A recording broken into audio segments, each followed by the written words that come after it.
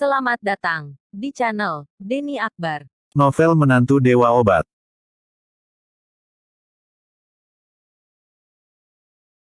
Bab 131. Melihat Fei yang masih berada di sana, Kenji dengan jijik berkata, "Tuan Li, apa yang harus dilakukan dengan jalang ini?" Fei tampak menggigil ketakutan dan dengan cepat berkata, Tuan Li, aku tahu aku bersalah. Kedepannya aku pasti akan bersikap baik dan tinggal bersama dengan Herman. Aku tak akan pernah meninggalkan mereka lagi. Berilah aku kesempatan sekali lagi." Mendengar ucapannya Reva menjadi sangat marah, keluar. "Memangnya kau pantas tinggal bersama adikku? Usir dia dari sini." Kenji melambaikan tangannya kemudian beberapa anak buahnya datang dan menyeret Fei keluar tanpa mengatakan apapun.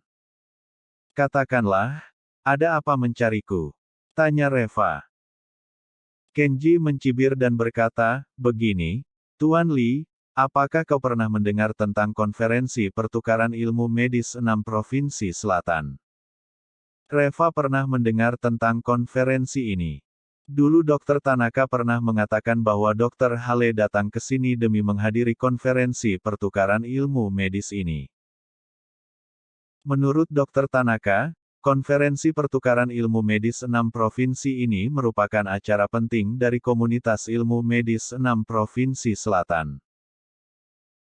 Kenji lanjut menjelaskan, ini adalah pertemuan pertukaran ilmu medis yang diselenggarakan setahun sekali oleh 6 provinsi selatan secara bersama-sama. Kabarnya itu adalah pertukaran keterampilan ilmu medis tetapi pada kenyataannya ini adalah penentuan distribusi sumber daya medis dari 6 provinsi selatan. Sebagai contoh misalnya obat-obatan yang diproduksi oleh perusahaan farmasi Subentrok dengan obat-obatan yang diproduksi oleh beberapa perusahaan farmasi di provinsi dan kota lainnya. Jadi, bagaimana obat yang sama dengan merek yang berbeda bisa dijual di 6 provinsi selatan? Reva tampak terkejut, lalu apa masalahnya? Pelanggan sendiri yang memilih.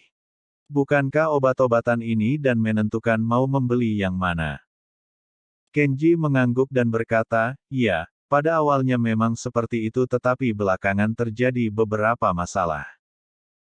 Untuk bersaing di pasaran, perusahaan-perusahaan farmasi itu mulai melakukan perang harga. Dan pada akhirnya perusahaan farmasi kecil merugi karena terkena dampak dari perang harga itu. Dan perusahaan besar juga tidak dapat menghasilkan banyak uang. Situasi yang sama juga terjadi di berbagai rumah sakit, institusi medis, perusahaan alat kesehatan, DL. Jadi tidak hanya berdampak pada perusahaan farmasi saja. Apapun yang terkait dengan obat-obat akan terkena dampak dari persaingan itu." Reva mengernyitkan keningnya sambil memikirkan perusahaan farmasi Su. Pantas saja farmasi Su hampir bangkrut beberapa tahun lalu. Sepertinya inilah alasan di balik kejadian itu. Kenji lanjut berkata, dan karena alasan ini ke-6 keluarga medis dari 6 provinsi selatan bergabung dan mengusulkan pertemuan pertukaran ilmu medis ini. Pertemuan ini diselenggarakan setahun sekali. Pertukaran keterampilan ilmu medis di sini sebenarnya adalah kompetisi keterampilan ilmu medis. Wilayah yang memenangkan kompetisi ini akan mendapatkan manfaat yang paling banyak. Sedangkan wilayah yang kalah harus melepaskan sebagian manfaat yang dimilikinya. Reva kemudian memandang Kenji dan berkata dengan lembut, "Apakah Tuan Sim berencana memintaku untuk berpartisipasi dalam kompetisi itu untuk membantu kota Carson?" Kenji tersenyum dengan canggung dan berkata, "Rencanaku ini dengan mudah dapat diketahui oleh Tuan Li. Aku jadi tidak enak hati. Beberapa tahun terakhir ini Provinsi Yam terus menurun peringkatnya dan sumber daya medisnya menjadi semakin sulit. Beberapa tahun lalu aku ingin melebarkan sayap dengan membuka cabang apotik berkat ke provinsi lain. Tetapi karena Provinsi Yama mengalami kekalahan berturut-turut akhirnya rencanaku ini tidak dapat Diwujudkan.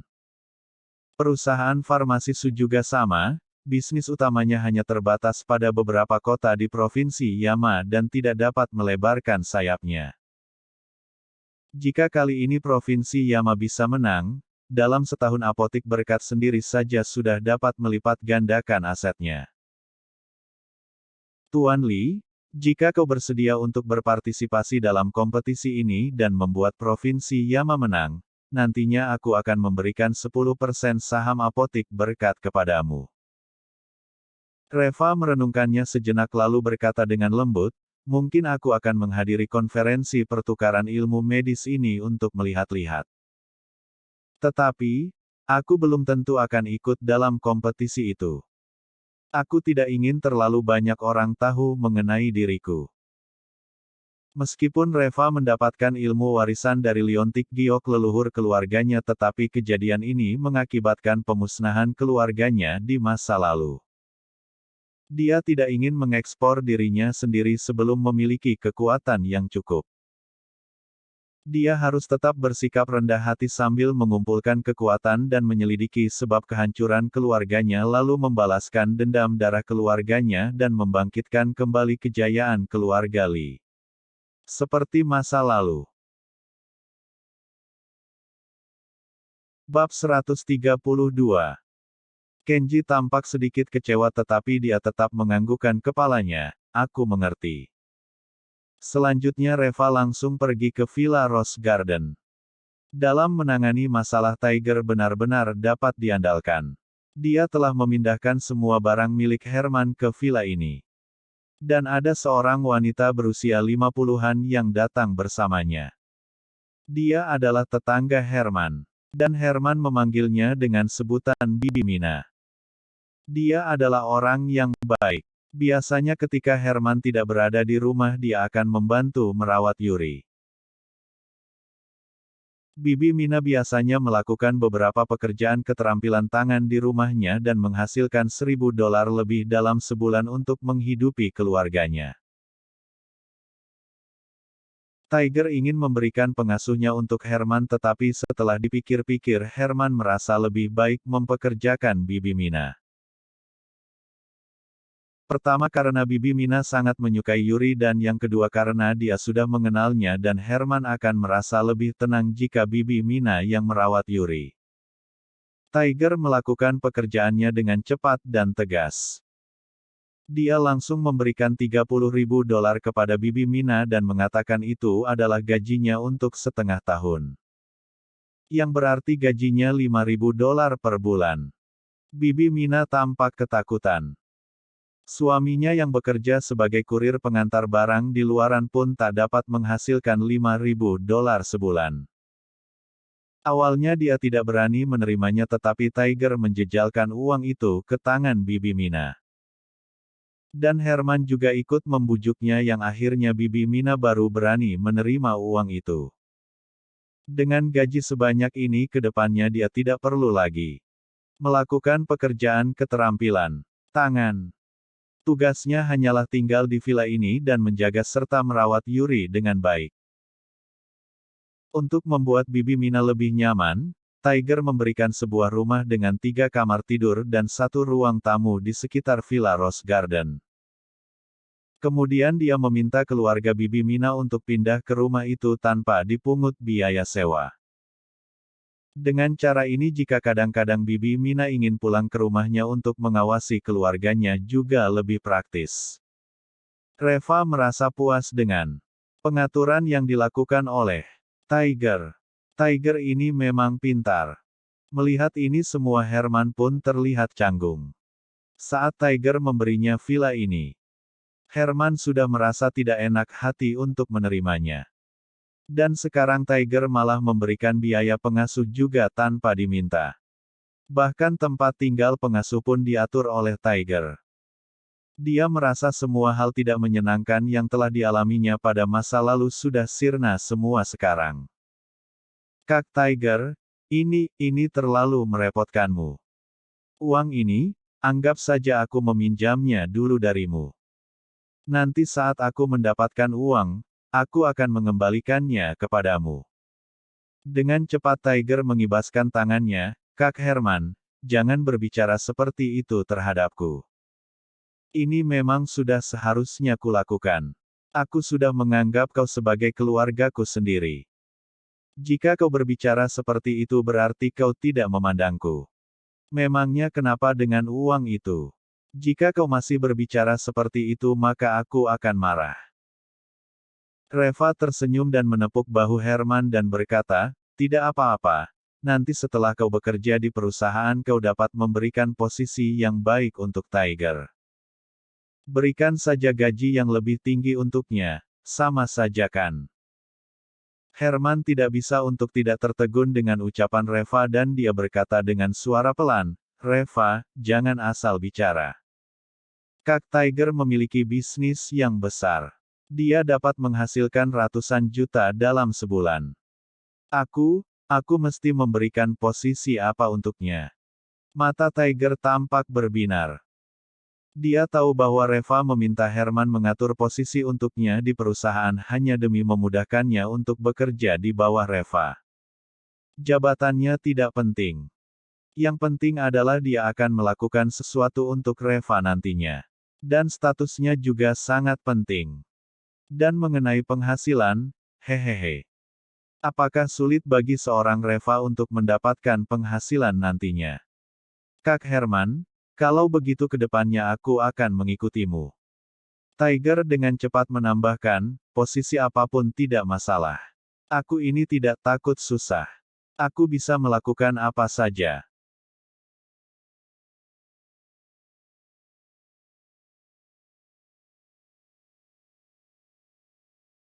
Bab 133. Akhirnya atas saran Reva, kemudian Herman memberikan jabatan kepada Tiger sebagai asistennya di perusahaan. Lalu Reva menuliskan 2 resep untuk Herman, 1 untuk Yuri dan 1 lagi untuk Herman. Yang diresepkan kepada Herman adalah untuk mengobati cedera di kaki Herman agar nantinya kaki Herman normal kembali dan dapat berjalan seperti biasa. Pada sore hari Reva pergi menemui Nara dan menceritakan tentang Herman. Nara pun langsung menyetujuinya. Dia sangat mempercayai Reva dan selalu mendengarkannya seperti seorang anak gadis saja. Nara segera memutuskan masalah itu dan menurunkan instruksinya. Di sisi lain, Hiro yang mendengar berita itu segera pergi mencari Axel dan Alina lalu menceritakan hal itu kepada mereka. Setelah mendengar berita itu Axel tampak sangat marah dan sambil menggebrak meja dia berkata, dasar bajingan, Reva ini, benar-benar keterlaluan dia. Dia telah berjanji bahwa dia tidak akan menjadi bos perusahaan itu tetapi sebaliknya dia malah mencari temannya untuk menjadi bos. Lalu apa bedanya dengan dia sendiri yang menjadi bos? Apakah dia benar-benar menganggap kita semua sebagai orang bodoh? Tidak.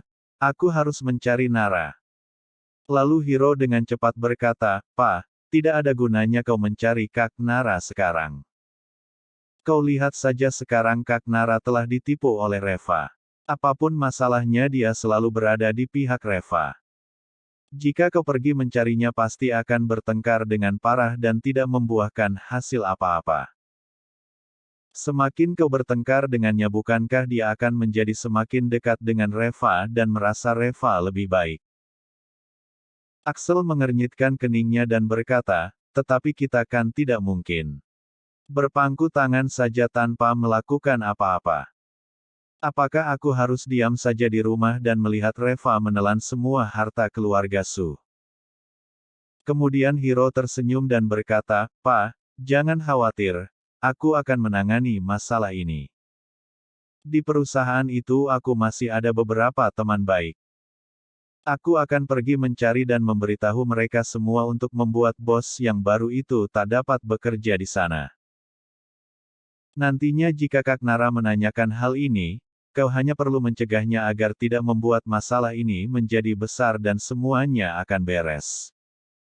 Mata Axel tampak berbinar dan bertanya, benarkah? Itu bagus sekali. Hiro, kau memang paling bisa diandalkan. Perbedaan kau dan Reva itu seperti langit dan bumi saja. Diam-diam Hiro merasa senang. Saat dia menjadi manajer di perusahaan bahan obat waktu itu, dia telah menempatkan teman-temannya di posisi-posisi penting di perusahaan itu. Lalu setelah dia diusir keluar dari perusahaan bahan obat itu, beberapa temannya masih bekerja di sana. Sehingga meskipun dia tak berada di dalam perusahaan itu, dia tetap dapat mengendalikan perusahaan bahan obat itu dari jarak jauh. Dan setelah dia membereskan bos baru di perusahaan bahan obat itu, maka kendali perusahaan itu tetap akan kembali ke tangannya. Dia sudah menganggap perusahaan bahan obat ini sebagai bisnisnya sendiri. Bagaimana mungkin dia bisa membiarkan orang lain ikut campur di dalamnya? Reva membawa Herman dan Tiger ke perusahaan bahan obat kemudian menjelaskan kepada Herman tentang bisnis perusahaan bahan obat itu. Tetapi tiba-tiba saja ada sekelompok orang masuk dan bertanya, "Apakah kau adalah bos baru itu?" Ujar seorang pria berambut panjang yang tergerai layaknya seorang preman dengan tatapan jijik di matanya. "Reva, ya, ini bos baru kalian, Herman." Si rambut panjang langsung berseru dengan marah, "Bajingan, memangnya aku sedang bertanya kepadamu? Kau hanya seorang menantu sampah. Apakah kau benar-benar mengira harta dan bisnis keluarga Su adalah milikmu? Sialan, kau kira dengan membujuk dan mendapatkan Nara, perempuan jalang itu lalu kau bisa berkuasa di sini? Kuberitahu ya, di mataku kau ini bukan siapa-siapa. Kau tak punya hak untuk mengatakan apa-apa di sini. Keluar kau." Reva mengernyitkan keningnya dengan heran. Sekelompok orang ini jelas-jelas datang ke sini untuk mencari masalah. Baru saja Reva mau berbicara, tiba-tiba Tiger langsung menghampiri. Bersambung. Jangan lupa subscribe dan like-nya. Terima kasih.